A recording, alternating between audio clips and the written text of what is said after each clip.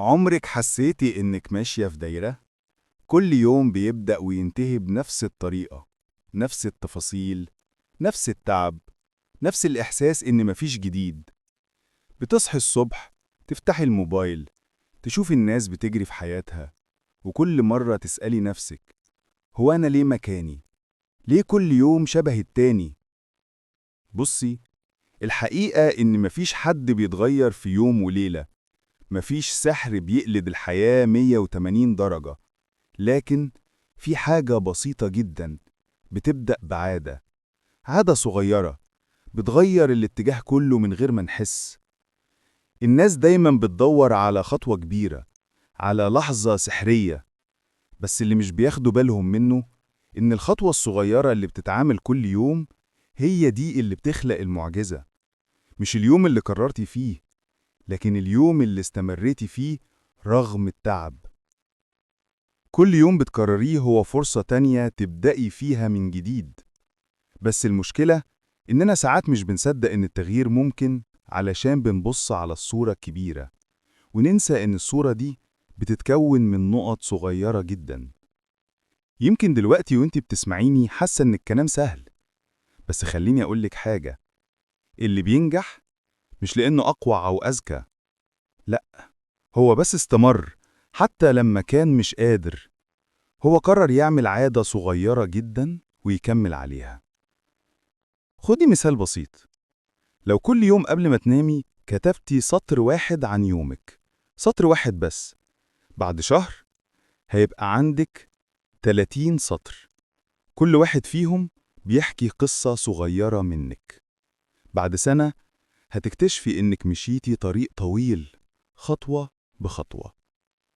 التغيير الحقيقي مش إنك تعملي حاجات كتير، لكن إنك تعملي حاجة صغيرة وتستمري فيها من غير ما تزهقي.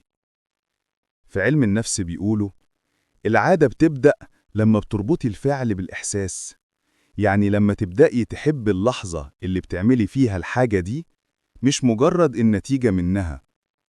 لو بتحبي القهوة الصبح، اربطيها بحاجة مفيدة ليكي، اشربيها وانت بتقري فقرة صغيرة، أو بتكتبي هدف بسيط لليوم.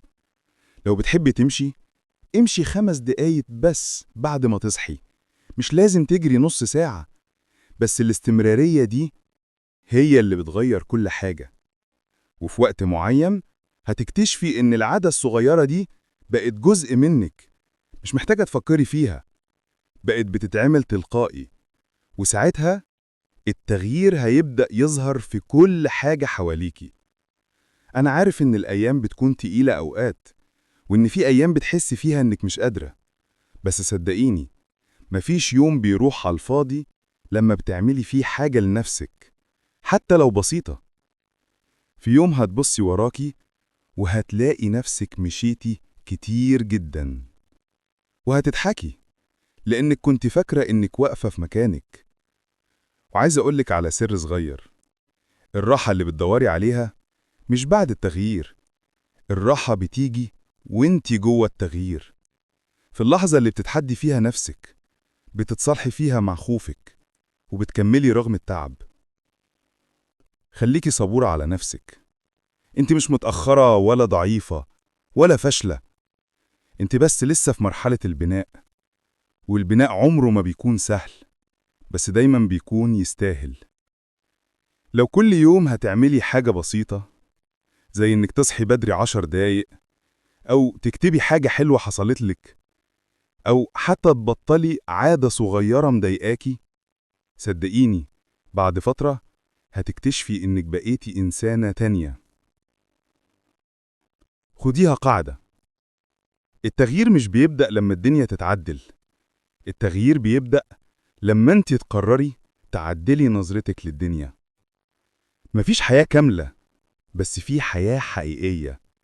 وحياتك هتبقى حقيقية أكتر لما تبدأي تعيشيها بصدق، مش لما تبقي بتقلدي حد أو بتستني الإذن من الدنيا إنك تتحركي. ابدأي النهاردة، مش بكرة. ابدأي بخطوة صغيرة، حتى لو محدش شافها، لأن كل مرة بتختاري نفسك بتختاري الحياة. مش لازم تشرحي ولا تبرري، كفاية إنك بتعملي اللي لازم لنفسك. وفي يوم هتعرفي إن كل لحظة تعب كانت بتبنيكي. أنا عارف، يمكن دلوقتي تحسي إنك تايهة شوية، بس ما تخافيش. كل اللي تايه النهاردة بكرة هيلقى طريقه، بس لو استمر في المشي. افتكري دايما، العادات الصغيرة هي اللي بتخلق حياة كبيرة. وانتي، حياتك تستحق تكون جميلة، حقيقية وهادية.